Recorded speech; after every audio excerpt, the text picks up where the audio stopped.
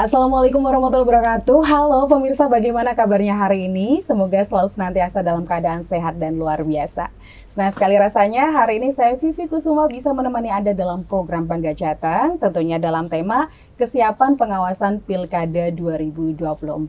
Pemirsa, pemilihan kepala daerah di Jawa Tengah pada tahun 2024 merupakan momen penting dalam demokrasi lokal, dan tentunya Bawaslu Jawa Tengah mempunyai peran krusial untuk memastikan bagaimana jalannya pilkada bisa berjalan dengan jujur, adil, dan tidak ada kecurangan. Oleh karena itu, hari ini telah hadir dua narasumber yang berkompeten, yaitu yang pertama ada Bapak Muhammad Rofiuddin. Beliau merupakan anggota Bawaslu Jawa Tengah, Koordinator Divisi SDM. Bagaimana kabarnya Pak Udin? Alhamdulillah, baik sekali Mbak Vivi. Alhamdulillah, sehat ya Pak ya?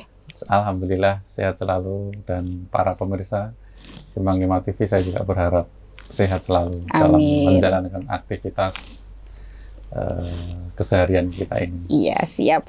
Terima kasih Bapak Udin sudah hadir di sini, dan tentunya di sampingnya ada Bapak Muhammad Sofa yang merupakan penggiat pemilu. Gimana kabarnya Pak Sofa?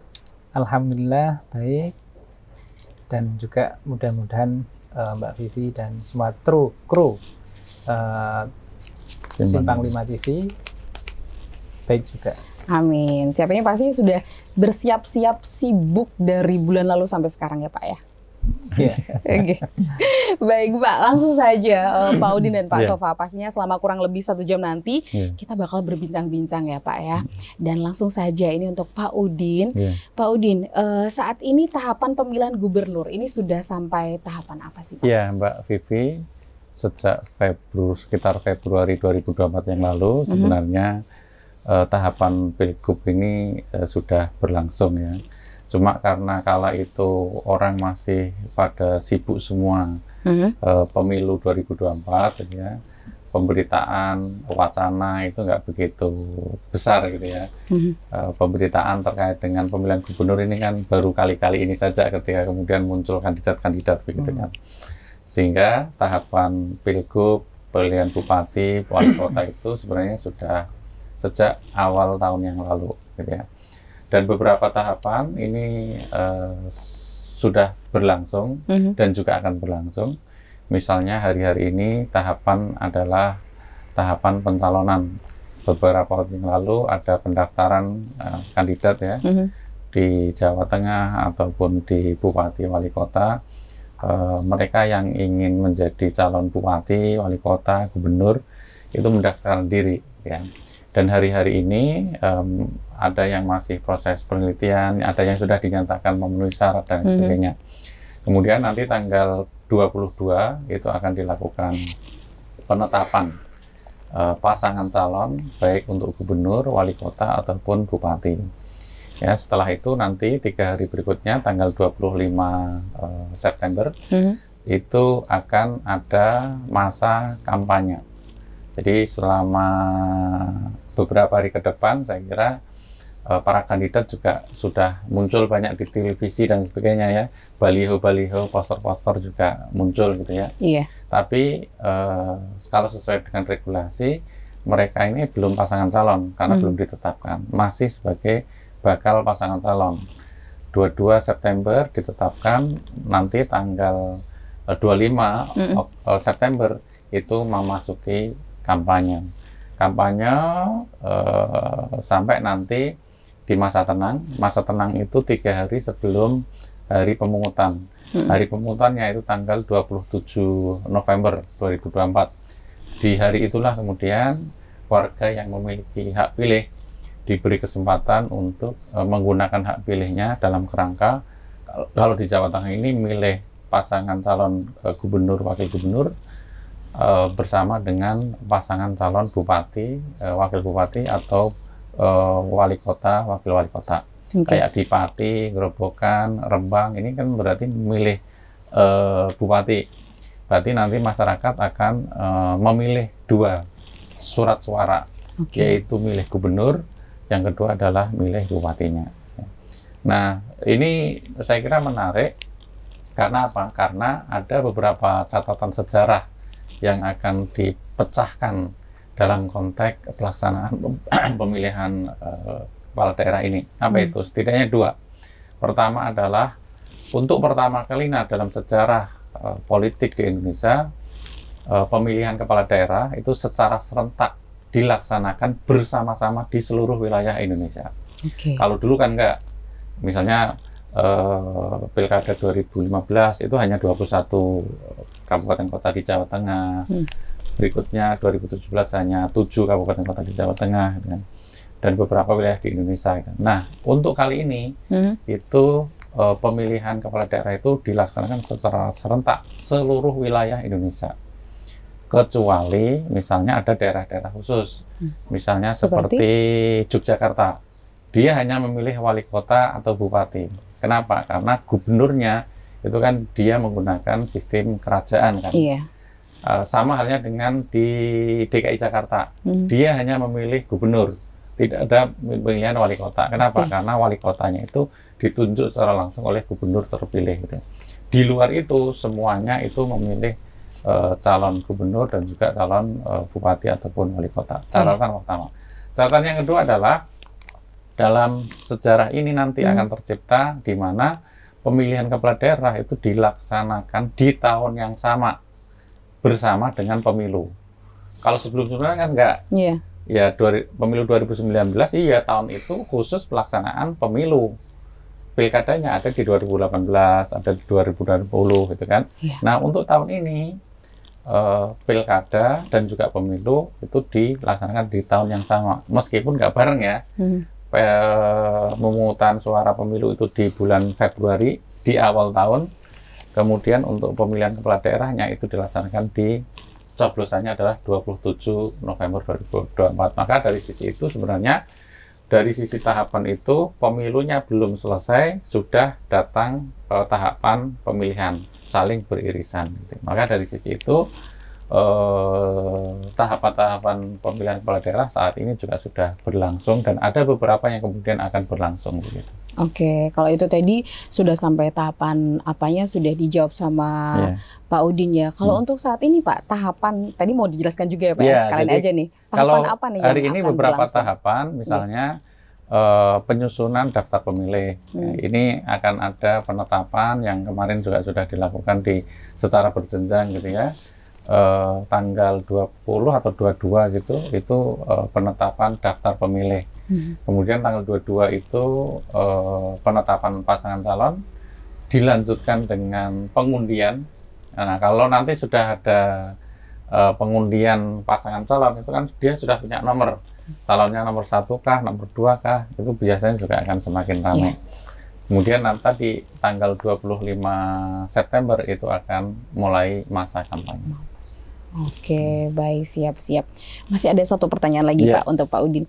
Pak, bagaimana untuk kelembagaan Bawaslu saat ini untuk mengawasi pemilihan kepala daerah 2024? Ya, secara kelembagaan Bawaslu itu kan terdiri dari beberapa dalam tanda kutip level lah ya. Tapi secara terpusat ya, yang bertanggung jawab itu adalah Bawaslu RI.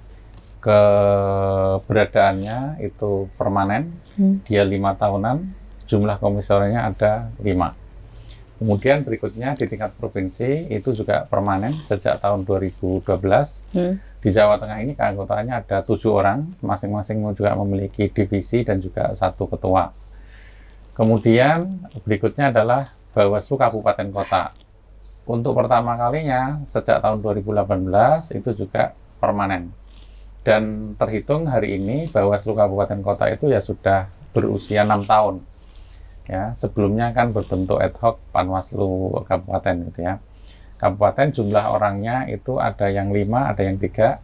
3 ini adalah wilayah-wilayah yang memang secara geografis itu kecil ya, jumlah DPT-nya kecil dan sebagainya, seperti Kota Tegal, Kota Magelang, Kota Pekalongan, Salatiga dan lain sebagainya.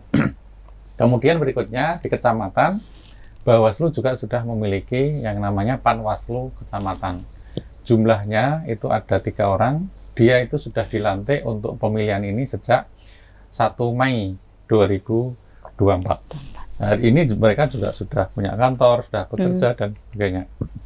Kemudian berikutnya ada juga PKD, PKD itu singkatan dari Panwaslu Kelurahan Desa. Kalau dulu namanya adalah PPL ya, pengawas di lapangan. Gitu ya. Keberadaannya untuk PKD ini 1 orang saja, gitu ya. Mereka mengawasi di wilayah kelurahan desa. Nah, berikutnya akan juga dibentuk yang namanya pengawas TPS. Pengawas TPS. Ujung tombak yang akan mengawasi pemungutan dan juga penghitungan suara di 27 November nanti. Oke, baik, siap. Kita beralih ke Pak Sofa dulu nih Pak Udin ya.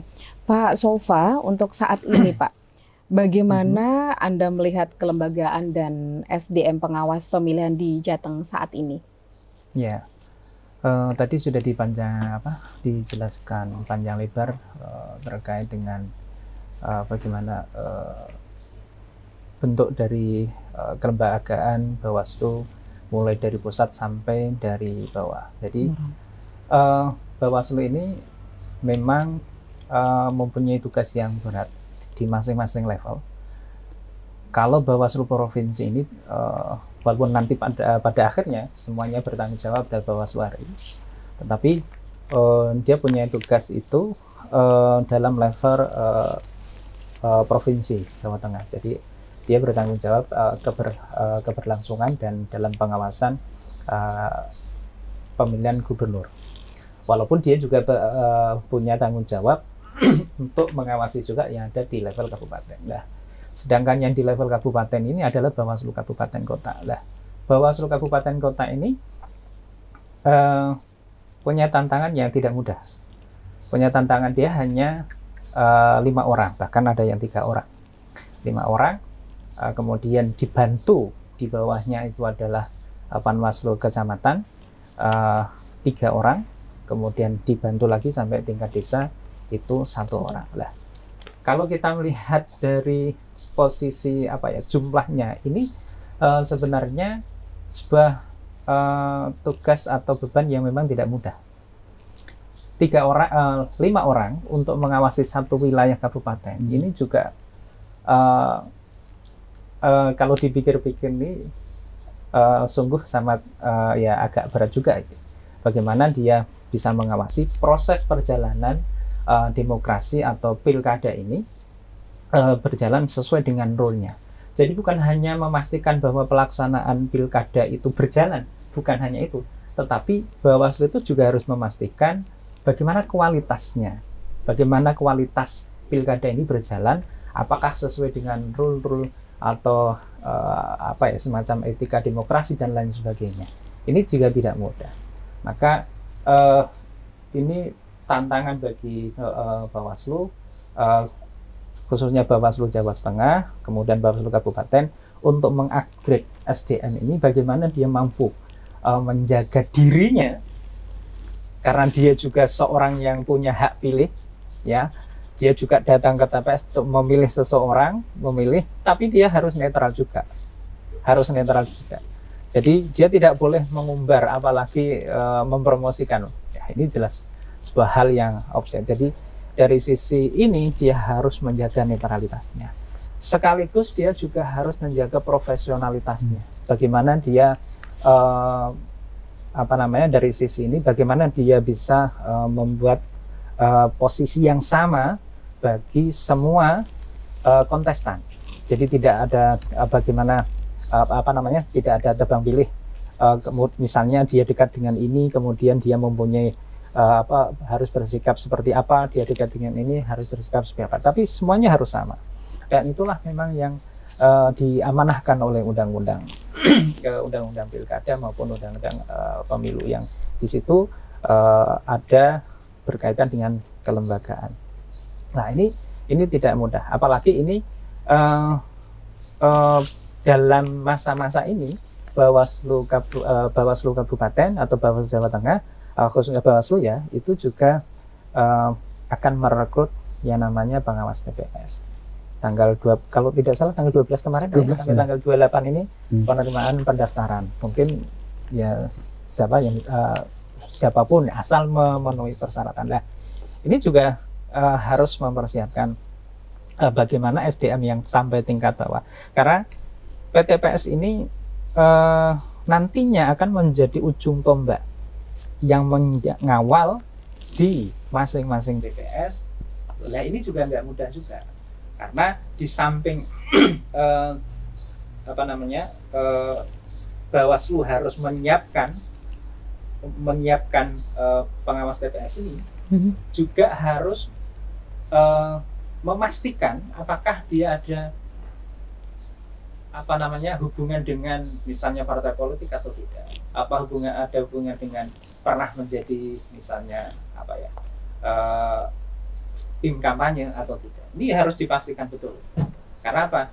Pengawas TPS itu kalau dia di bawah nanti saat mengawasi, dia akan menjadi seorang hakim dalam tanda petik.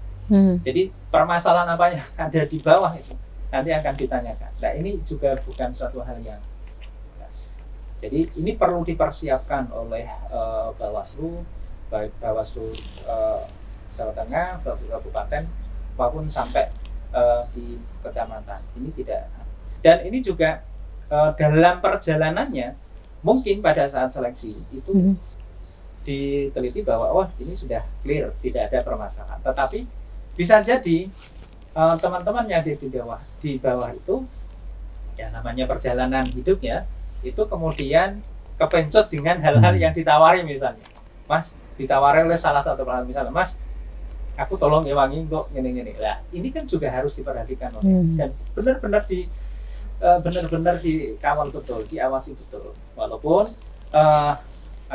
kita juga sebagai masyarakat itu juga harus mengawasi juga, gitu. Harus mengawasi juga teman-teman yang mengawasi.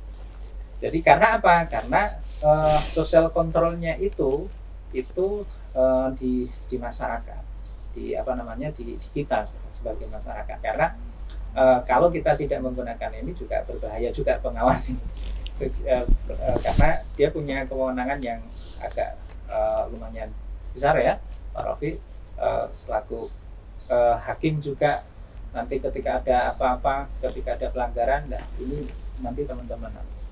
Jadi alhasil kelembagaan dan SDM di pengawas pemilihan di Jawa Tengah ini memang punya tantangan yang tidak mudah, melihat geografis dan kondisi masyarakat yang apatis ya, terkait dengan keberadaan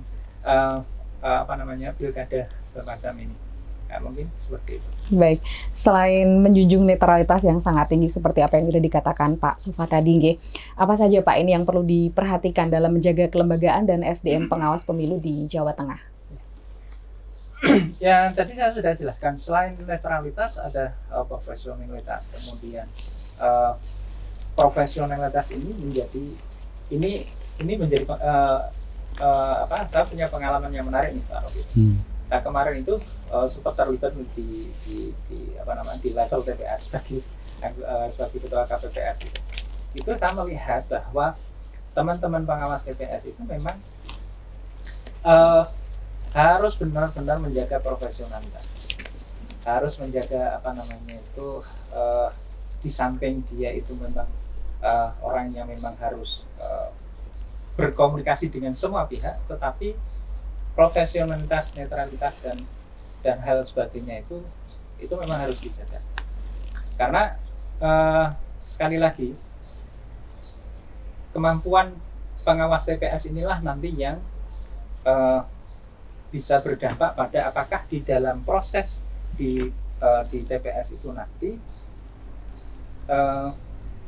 bersih, clear dalam pelaksanaannya. Clear dalam arti tidak ada pelanggaran, tidak ada kecurangan dan lain sebagainya. Itu memang dipastikan betul. Nah, untuk memastikan itu, kemampuan pribadi dari kemampuan dalam menguasai seluruh aturan dan teknis, pengawas TPS ini harus punya itu. Kalau kita punya teman-teman KPPS itu ya, itu dia hanya harus menguasai dalam level teknis. Nah, teman-teman pengawas TPS ini harus punya dua. Satu, bagaimana dia menguasai tentang teknik pengawasan. Kemudian bagaimana dia tahu betul bagaimana aturan itu dibuat. Maksudnya aturan itu ada. Gitu. Contoh, kemarin banyak kejadian pada saat pemilu kemarin itu, karena saya memang asli Rembang ya, ada beberapa catatan yang ada di Rembang itu memang adanya PSU. Nah ini di beberapa TPS di Rembang itu ada PSU, ada 4 kalau tidak salah. Itu memang memang PSU ini dalam arti bukan hanya tanggung jawabnya KPPS sebagai penyelenggara, tetapi juga harus jadi tanggung jawab dari pengawas TPS. Apakah dia betul-betul mengawasi atau tidak? Apakah dia itu dalam pengawasannya itu memang sudah sesuai tupoksi atau tidak? Karena barangkali kejadian yang ada di TPS itu lepas dari pengawasannya dia, dengan sengaja atau tidak? Atau apakah dia sudah melakukan upaya-upaya untuk mencegah itu, tetapi pencegahannya itu tidak berhasil, misalnya. Nah ini kan berarti pengawas TPS sudah melakukan hal yang ya sesuai dengan tupoksinya. Tetapi kalau memang itu tidak ada, ya berarti dia harus juga ikut bertanggung jawab selain TPS. Walaupun dia hanya sebagai pengawas loh, karena dia memang quality controlnya dia. Jadi kalau ada apa-apa, oh berarti pengawas TPS itu kan. Baik, menarik sekali. Kita masih banyak obrolan atau bincang-bincang yang bakal nanti kita sampaikan ya, Pak Rofi Udin dan Pak Sofa. Dan tentunya untuk pemirsa, kita masih ada 3 segmen lagi. Jadi jangan kemana-mana, tetap ikuti program Bangga Jateng kali ini. Dan jangan lupa untuk Anda bisa menyaksikannya di JPM Stream, di Google Play Store, ataupun di 30 UHF. Oke, jadi jangan kemana-mana, tetap stay di sini terus.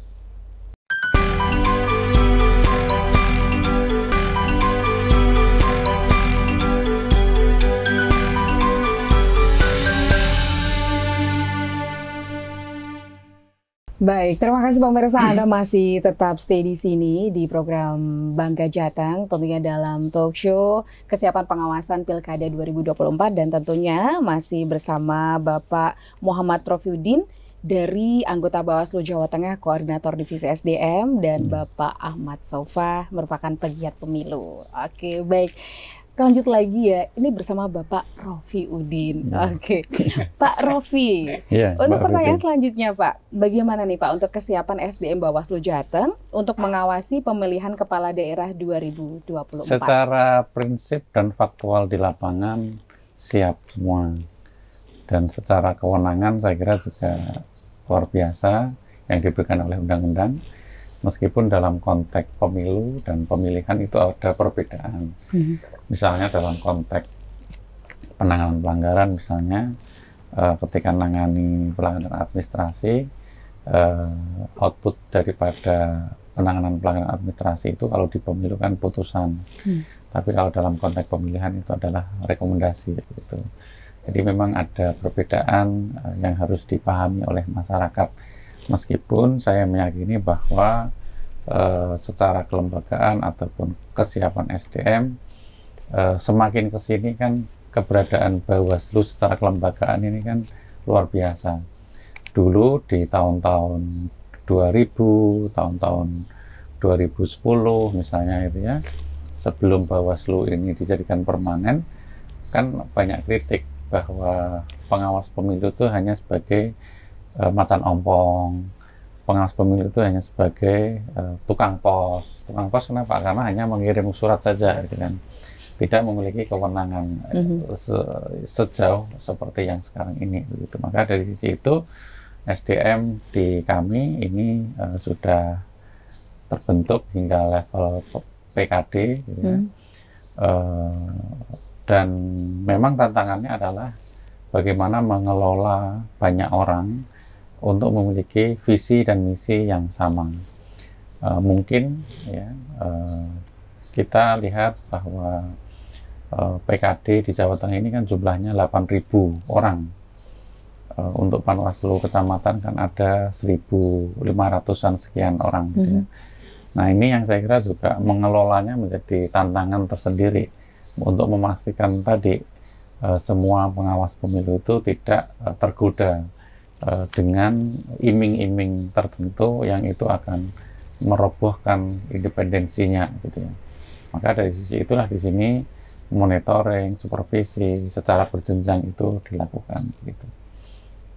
Dan hari ini yang untuk sudah terbentuk itu PKD ke atas, yang belum terbentuk itu hanya satu saja, yaitu pengawas TPS. Kalau untuk saat ini Pak Rofiudin, pengawas ad hoc yang sudah terbentuk apa saja? PKD tingkat kelurahan desa sama kecamatan itu sudah, tinggal pengawas TPS. TPS saja. Ya. Oke. Baik, kalau untuk pembentukan pengawas TPS pemilihan, kira-kira kapan ya Pak? Ini lagi hangat-hangatnya. Kenapa? Karena sejak tanggal 12 September sampai 28 September adalah masa pendaftaran dan juga penerimaan berkas calon pengawas TPS. Jadi di tanggal itu selama 17 hari itu Panwaslu Kecamatan akan menerima pendaftaran para pengawas TPS untuk pemilu 2024. Tentu harus memenuhi syarat ya terkait dengan pembentukan pengawas TPS tersebut. Gitu. Dan dari sisi mekanisme pembentukan itu ada beberapa ya, dari pendaftaran, verifikasi berkas. Verifikasi itu dilihat dari sisi apakah lengkap atau tidak, kemudian juga apakah memenuhi syarat atau tidak memenuhi syarat, karena pengawas TPS itu kan harus memenuhi syarat tertentu. Misalnya dari sisi usia, paling rendah itu usianya adalah 21 tahun. Orang usia 15 tahun misalnya mendaftar bisa nggak? Ya bisa, tapi nggak akan lolos seleksi administrasi dan tidak mungkin nanti dilantik menjadi pengawas TPS.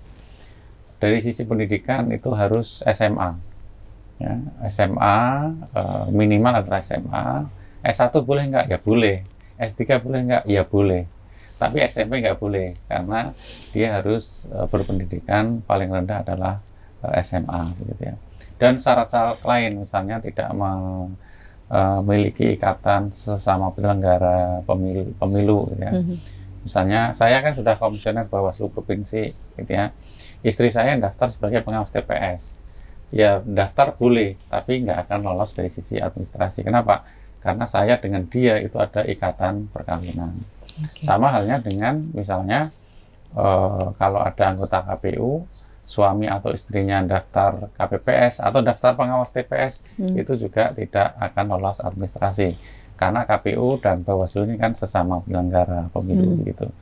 Jadi verifikasi, kemudian nanti ada pengumuman administrasi. Pengumuman administrasi ada juga tanggapan dan masukan masyarakat. Kemudian juga ada tes wawancara. Tes wawancara nanti setelah itu akan ditetapkan calon terpilih, diumumkan, nanti akan ada pelantikan. Pelantikannya itu di awal November, 3 atau 4 November 2024 atau 23 hari sebelum pemungutan suara 27 November 2024 begitu. Jadi tahapan-tahapannya seperti itu, dan hari-hari ini saya kira sedang kita merekrut, membuka peluang seluas-luasnya kepada masyarakat untuk menjadi pengawas TPS. Tadi sore saya juga sosialisasi terkait dengan pembentukan pengawas TPS melalui Zoom di YouTube Bawaslu Jateng. Maka kalau ingin mengetahui lebih detail terkait dengan pembentukan atau tata cara ingin menjadi pengawas TPS, bisa buka di YouTube Bawaslu Jateng. Di sana ada kemarin live-nya, dan saya kira rekamannya juga masih bisa diklik. Dan siapa tahu misalnya ada sanak saudara, teman, handetolan yang ingin menjadi pengawas TPS, berikan saja link itu, gitu. Biar saya juga semakin terkenal kan di YouTube itu. Gitu. Iya, oke, siap, baik. Terima kasih, sangat menarik nih, Pak. Kita bergeser dulu nih ke Pak Sofa. Pak Sofa, untuk pertanyaan selanjutnya, Pak, apa nih Pak kritik dan evaluasi Anda terhadap pengawasan pemilu 2024? Ya. kalau kita berbicara terkait dengan pemilu 2024 ya, apalagi kritik dan evaluasi ini, saya rasa banyak hal yang kalau memang diurai satu persatu itu mungkin satu sesi itu tidak akan habis. Tapi yang perlu diamati adalah ada beberapa kejadian yang terkait dengan netralitas itu, terkait dengan pengawasan ya, dari sisi penyelenggaranya. Jadi yang apalagi ini pengawas netralitas itu. Ada beberapa kemarin yang sempat kejadian itu dalam berita tiba-tiba dan seorang seorang pengawas tertangkap oleh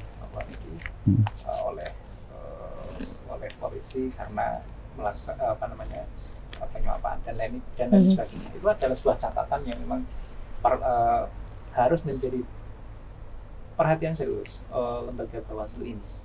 Karena apa? Karena kita berharap banyak oleh Bawaslu ini.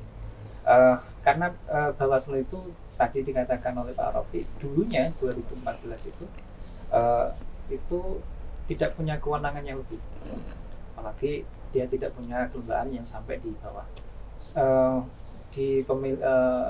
Semenjak terbitnya Undang-Undang Nomor 7 itu yang terkait dengan pemilih itu, Bawaslu itu punya kewenangan yang sangat signifikan, yang sangat bahkan bisa mendegradasi, mencoret salah satu paslon. Dan ini pernah kejadian di tahun 2000 di pilkada sebelumnya, itu ada paslon yang dicoret. Nah, karena kemudian punya kewenangan yang signifikan seperti ini menjadi tantangan bagi Bawaslu ya, terkait. Tapi ada satu hal yang menjadi catatan yang sangat serius, dan saya yakin semua masyarakat mengetahuinya, dan ini kejadiannya pasti semua masyarakat tahu dan sebagian orang pasti menerima juga, yaitu terkait dengan money politik. Semua orang pasti semua orang membicarakan ini, bahkan bukan hanya sekedar membicarakan, bertanya, kentok piro, untuk piro itu, untuk pirang amplop, berapa amplop yang bisa. Tapi ini bagi teman-teman Bawaslu belum bisa sampai mengeksekusi atau semacam belum bisa membongkar itu. Nah, ini menjadi tantangan. Kalau di bahkan ada undang-undang ini seperti ini. Kalau di KPU itu kutukannya itu terkait dengan daftar pemilih, tapi kalau di Bawaslu itu terkait dengan money politik. Nah, ini yang perlu menjadi perhatian yang serius. Karena apa? Karena money politik ini merusak demokrasi, sendi-sendi, bahkan bukan hanya sekedar demokrasi, tetapi budaya ada di kita. Karena semua orang menjadi dalam tanda petik kemaruk ya. Jadi kalau kemarin itu saya sempat berbincang-bincang dengan teman-teman itu ya, penyelenggara pemilu. Saya tanya satu persatu, sampean dapat berapa amplop, sampean berapa amplop, sampean berapa, bicara satu persatu. Saya sekian Pak, sekian kan. Jadi satu orang itu bisa mendapat 2 atau 3. Kalau dulu itu pemilih itu hanya menerima 1 amplop. Kalau dia sudah ini aku sudah saya mendapatkan ini, kalau lainnya sudah tidak. Tapi kalau sekarang semua diterima. Dan itu kejadian nyata. Saya bukan masyarakat saja, tapi penyelenggara. Ya. Tapi ini yang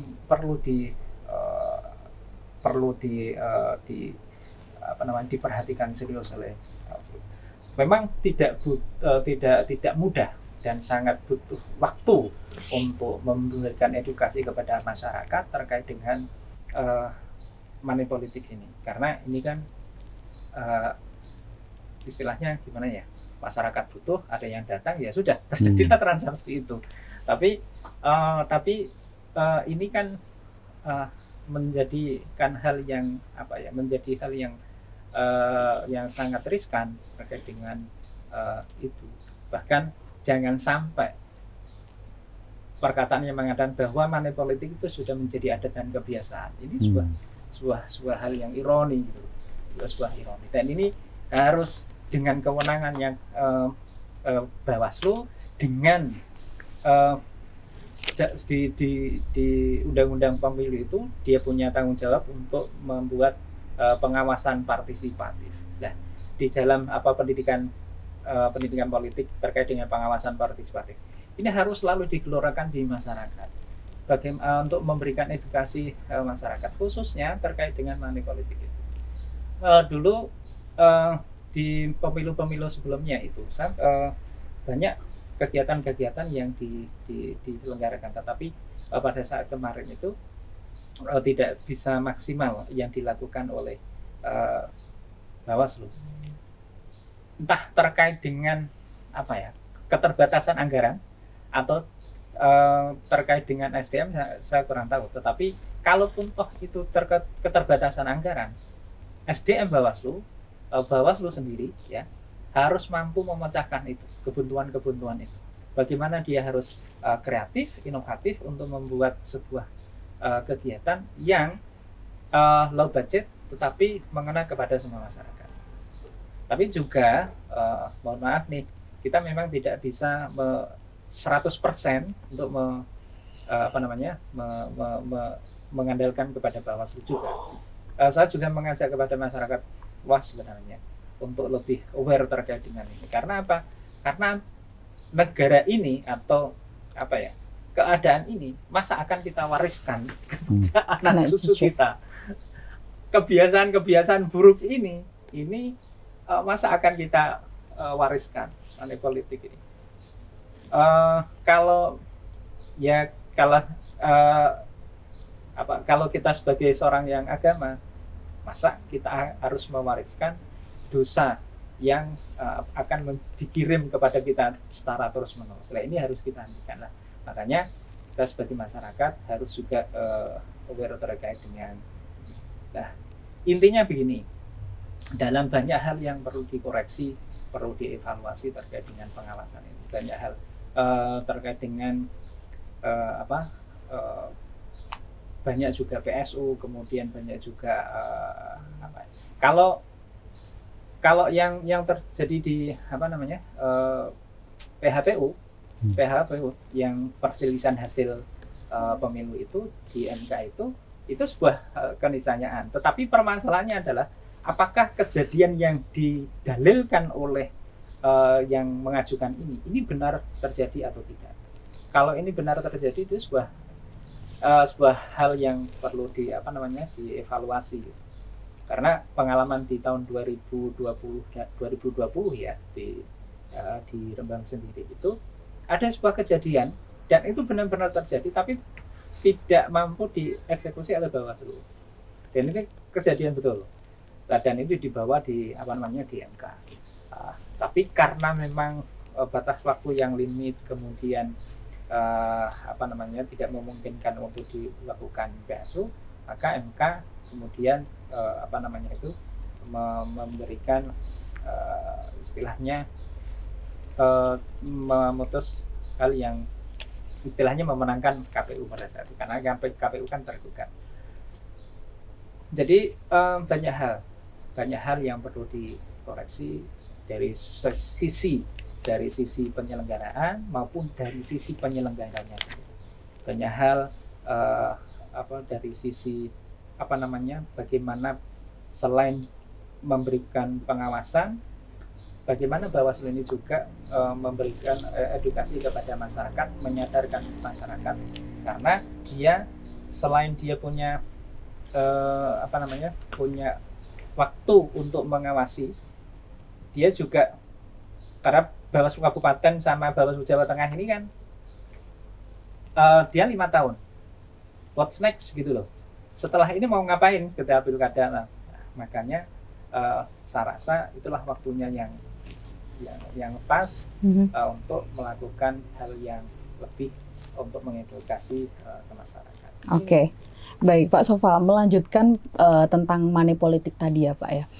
Saya mau bertanya nih Pak, pernah suatu kejadian ada seseorang atau bisa dikatakan oknum ya Pak ya, memberi atau bagi-bagi uang untuk memilih salah satu paslon. Dan ternyata setelah masuk Gakumdu, ternyata tidak bisa diproses secara hukum karena orang atau oknum tersebut ini bukan bagian dari tim ses yang terdaftar gitu. Itu bagaimana Pak tanggapannya Pak Sofa atau mungkin tanggapan dari Pak Rofi? Oke. Silakan. Wah, ini sudah sebenarnya lebih tepatnya ke Pak Rofi karena ini sudah masuk ke dalam teknis ini. Tapi coba saya menjawab sesuai dengan kapasitas saya ya. Jadi begini, ada hal yang perlu dievaluasi juga selain penyelenggara dan penyelenggaraan itu terkait dengan aturan perundang-undangan yang mengatur terkait dengan pemilu. Salah satu di pemilu kemarin itu ada aturan yang mengatakan bahwa money politik itu ya, subjeknya kalau sebelum sebelum coblosan itu adalah subjeknya yang terkena hukum itu adalah hanya yang tercatat saja sebagai tim kampanye. Bagaimana dengan yang lain? Ya kalau yang lain ya maka tidak terkena dari pasal itu. Itu sampai dengan pada saat coblosan. Nah, berbeda dengan pada saat coblosan. Nah, saat coblosan itu semua orang. Nah, inilah salah satu celah yang biasa digunakan oleh para kontestan untuk bergerilya untuk mengeruk suara dengan cara bagi-bagi uang tadi. Nah, ini yang menjadi dilema oleh Bawaslu yang dari sisi regulasinya. Ya mau gimana lagi karena ketika undang-undang yang mengatakan bahwa tim kampanye peserta pemilu atau peserta pemilu tim kampanye dan yang namanya tim kampanye itu adalah definisi di dalam undang-undang atau di peraturan yang PKPU atau Perbawaslu itu adalah orang yang tercatat. Nah, sehingga ketika misalnya ada seseorang yang tercatat seperti katakan tadi tidak tercatat sebagai tim kampanye, maka dia tidak terkena pasal terkait dengan money politik. Nah, ini sebuah celah yang sangat-sangat besar dan saya yakin semua peserta pemilu itu memahami ini. Nah, ini salah satu hal yang perlu dievaluasi bagi siapa? Bagi pembuat undang-undang. Apakah memang para pembuat undang-undang ini serius terkait dengan money politik ini atau tidak? Kalau mau serius, ya beda dengan yang di pilkada. Di pilkada ini beda. Kalau pilkada ini pada saat kampanye pun sudah setiap orang Pak ya, Pak Rofi. Yeah. Jadi antara pemilu dengan pilkada berbeda. Cuma permasalahannya di pilkada itu waktunya yang terbatas dalam penyelenggaraan. Tapi kalau pemilu itu sampai 14 hari, kalau yang di pilkada itu 3+2 hanya 5 hari. Nah, ini juga salah satu hal yang perlu diperhatikan oleh Bawaslu. Jadi itu Mbak. Jadi selain tadi yang saya katakan bahwa perlu dievaluasi terkait dengan penyelenggara dan penyelenggaraannya, tapi juga dengan regulasinya juga. Karena ada celah-celah yang seperti itu. Oke, baik. Terima kasih Pak Sofa. Barangkali nanti Pak Rofiudi mau menanggapi, tapi kita break dulu ya Pak ya. Yeah. Baik, dan tentunya untuk pemirsa sangat menarik. Kita masih ada beberapa menit ke depan, jadi jangan kemana-mana. Tetap stay tune terus hanya di program Bangga Jateng. Tentunya dengan tema kesiapan pengawasan Pilkada Jateng 2024. Jadi jangan kemana-mana.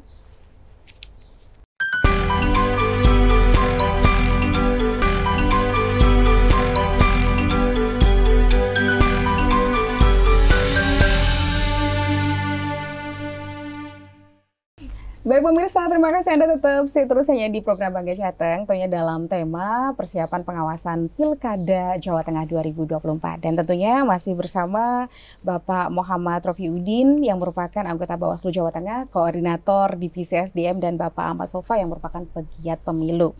Pak Rofi, kita langsung menuju ke pertanyaan selanjutnya, Pak. Pak, menurut Anda apa saja kerawanan yang bakal terjadi dalam pemilihan kepala daerah 2024? Iya, banyak ya, saya kira tadi Mas Sofa saya kira sudah mengurai begitu banyak masalah dari soal politik uang misalnya, yang ini semakin hari kelihatannya kok semakin menggurita, meskipun dari sisi regulasi ada beberapa kelemahan yang memang harus dievaluasi, dan juga dari sisi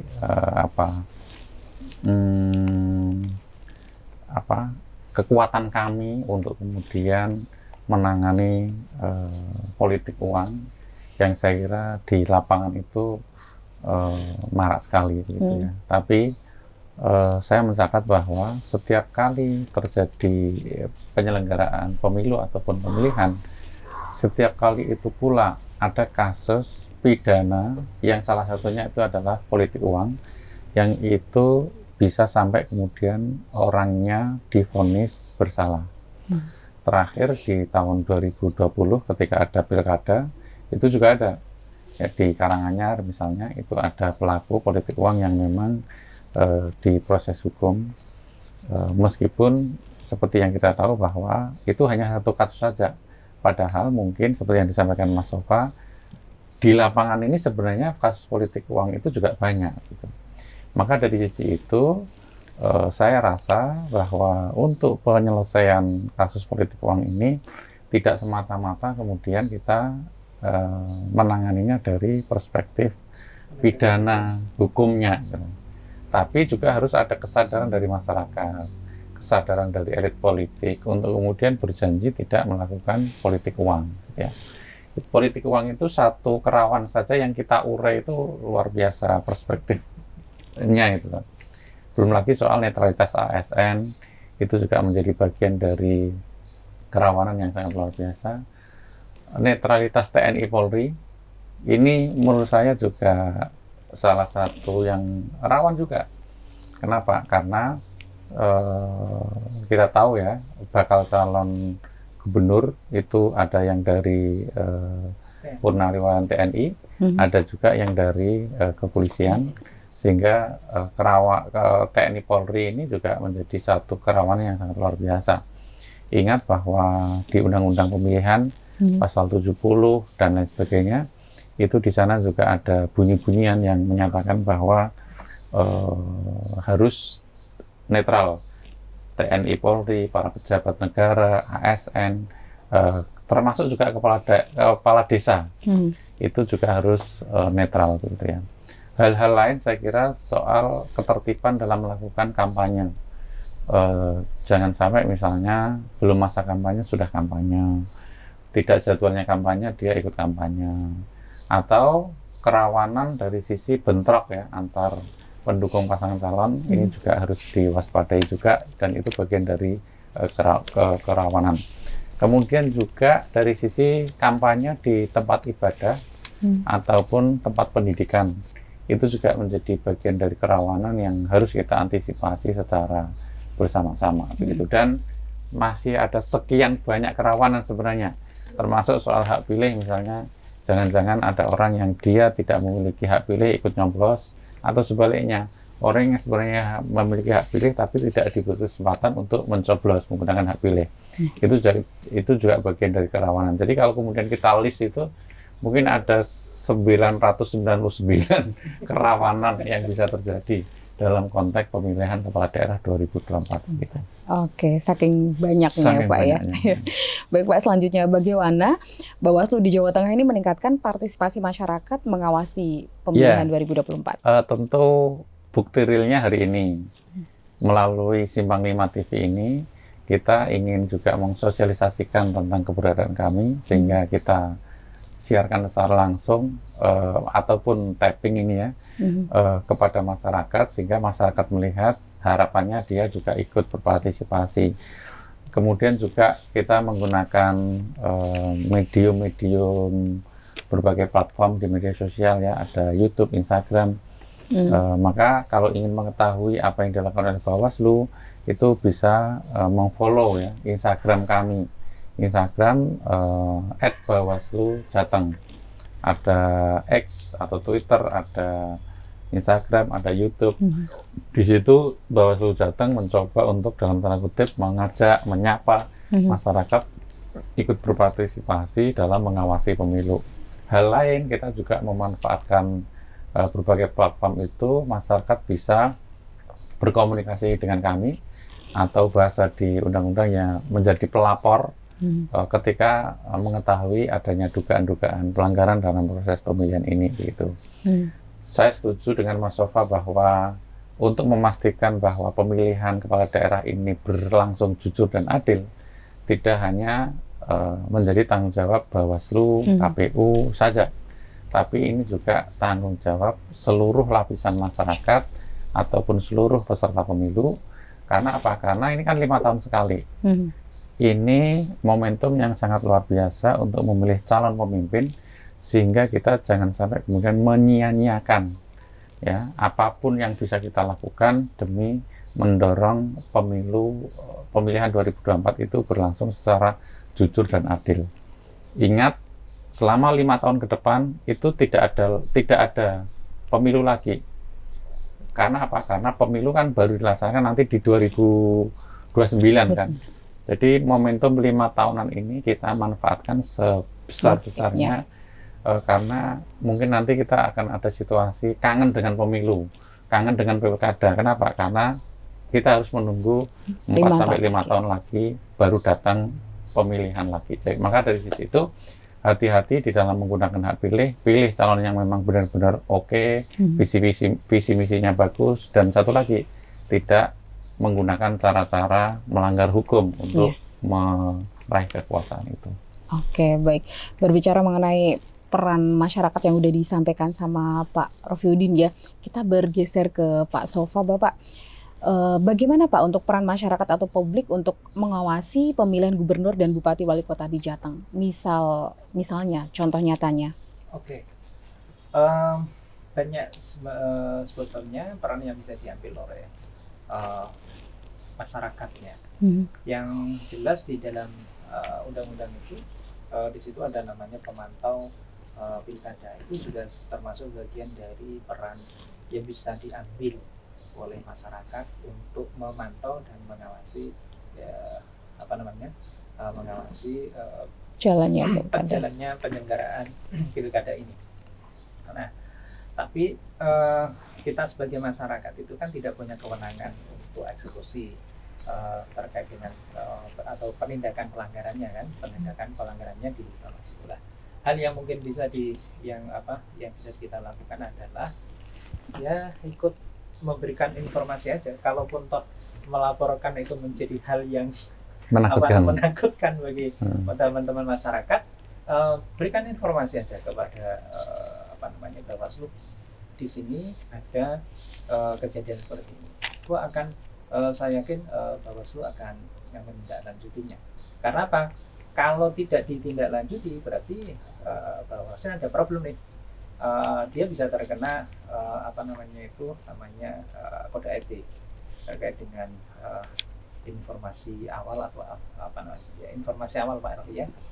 Nah, ini banyak sekali sebenarnya yang perlu dilakukan oleh terkait dengan mungkin juga konten kreator itu ya yang bisa ini kan momen pilkada itu bisa juga dibuat kesempatan oleh konten kreator itu untuk membuat konten yang digunakan untuk meramaikan pagelaran pilkada ini dan sekaligus mengedukasi untuk masyarakat. Terserah bagaimana konten kreator itu untuk untuk meng-create video atau kontennya akan dibuatnya nanti. Nah, contoh misalnya bisa jadi kan Pak Rofi ini diundang oleh konten kreator tertentu misalnya, ya kan enggak lah Kak, kalau Pak Rofi minta bayar kan enggak lah. Kan nggak mungkin. Tapi bisa ya Pak ya? Iya, bisa. Apa namanya, terus kemudian kolaps bareng gitu kan, itu kan bisa juga untuk daripada memikirkan untuk mau membuat apa. Nah ini kan ada momen pilkada yang bisa, terserah mau membuat apa. Itu kalau mau dari sisi pengawas, maka bisa dibuat konten yang untuk mengawasi. Kalau dari sisi penyelenggaraan dengan KPU, kalau dengan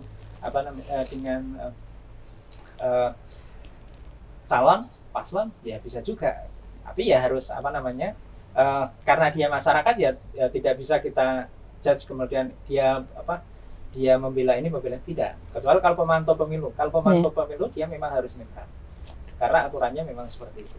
Kalau dia tidak terikat dengan pemantau pemilu ya terserah dari jadi banyak hal peran-peran yang bisa digunakan oleh masyarakat ya. Saya rasa mungkin salah satu hal yang mungkin menjadi ini bukan masyarakat ya, tapi bagaimana pengawas tapi pengawas pemilu lapangan yang PKD itu yang walaupun di undang-undang pilkada itu klausulnya masih menggunakan PPL Pak. PKD itu ya pengawas tingkat paling bawah ya di desa itu menggunakan forum masyarakat untuk menginformasikan itu. Misalnya dia nimbrung di pengajian RT misalnya, bagaimana dia mengajak masyarakat. Saya rasa kalau itu digunakan itu mungkin bisa bisa merespon masyarakat untuk ikut aktif di dalam mengawasi, ikut andarbeni lah. Karena begini Mbak, logikanya begini, siapa sih yang punya gawe sebenarnya? Pemerintah atau kita sebagai sebagai masyarakat yang membayarkan pajak itu. Semua pagelaran yang sedang digelar ini adalah menggunakan uang rakyat yang setiap tahunnya membayar pajak ini, itu uangnya digunakan. Pertanyaannya, apakah kita rela sebagai masyarakat ini melihat ketika pelaksanaan pilkada ini menjadi tidak sesuai dengan rules-nya, tidak bersih, misalnya, tidak jujur dan lain sebagainya. Kalau kita punya gawe misalnya, itu kita pantau. Tetapi kenapa yang kita biayai bersama ini, mungkin nyun sewu nggih, jenengan sebagai wartawan dan lain sebagainya itu kan setiap tahun pasti ada pajak yang masuk ke negara lah. Ini masa yang kita, walaupun kita tidak tahu apakah benar uang itu masuk ke sini atau tidak kan, kita juga tidak. Tapi secara garis besarnya adalah masyarakat yang sebenarnya punya gawe. Kalau dia yang punya gawe ini, artinya ya harus memastikan apakah gawe ini itu menjadi bersih atau tidak, baik atau tidak. Ketika tidak baik berarti ya rugi dong. Masyarakat rugi dong, berarti sudah membiayainya. Apalagi nanti kalau misalnya pilkadanya diulang, berarti ada anggaran yang seharusnya bisa dialokasikan ke ini, kan menjadi sebuah ironi. Seharusnya sebagai masyarakat itu ikut mempunyai gawe ini, tetapi acuh tidak acuh. Iya, baik. Ya. Baik. Terakhir nih Pak, untuk Pak Rofi, harapan dan pesan-pesan kepada masyarakat terkait dengan Pilkada Jateng 2024. Ya, saya berharap agar masyarakat bisa ikut berpartisipasi dalam konteks pemilihan kepala daerah, dari mulai yang mungkin teringan sampai yang terberat. Ya. Teringan itu misalnya kalau kita menggunakan hak pilih, nyoblos di TPS, ya sesuai dengan visi misi, tidak mempertimbangkan hal-hal lain gitu ya. Kemudian yang kedua, kalau mengetahui informasi terkait dengan dugaan pelanggaran pemilu, pemilihan juga bisa menyampaikan informasi kepada kami. Kemudian juga masyarakat bisa ikut berpartisipasi, ikut mensosialisasikan terkait dengan proses-proses tahapan-tahapan pemilihan, atau juga bisa menjadi pelapor ketika mengetahui adanya dugaan pelanggaran pemilu. Setidaknya kita harus menjaga apa yang memang sudah kita komitmenkan untuk kedaulatan rakyat. Ya, jadi itu yang saya kira perlu dilakukan oleh masyarakat agar nanti pasca pemilihan itu kita tidak kecewa. Gitu. Baik, terima kasih. Selanjutnya, Pak Sofa, ada yang mau disampaikan? Ya, saya berharap Bawaslu ini memang menjaga kenetralannya, bekerja dengan sesuai dengan undang-undang, dan hal yang perlu menjadi perhatian adalah